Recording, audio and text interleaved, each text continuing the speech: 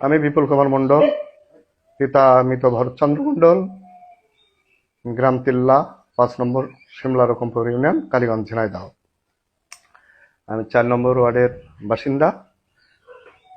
আমি দীর্ঘদিন যাবৎ আমাদের গ্রামের দক্ষিণ পাড়ার মুক্তার হোসেন, সে আমার কাছে কিছু টাকা দাবি করে। আমার কিছু টাকা দিতে হবে। আমার সাথে কথাবার্তা হয়, আমি বলি যে কিসের টাকা দেবো তোমার? তাছাড়া না দিতে হবে, এখানে ভালোভাবে চলতে হলে টাকা দিতে হবে। এরপরে যে আমি টাকা দিতে অস্বীকৃতি জানাই, কাজে তুই টাকা রেডি কর, টাকা দিতে হবে তোর। আমি টাকা দিতে অনিচ্ছা প্রকাশ করি। আমি বললাম তুই কি চাঁদা নিবি আমার কাছ থেকে? এটা পার্সোনাল কথা হয়, বলছে কেউ যেন জানে না।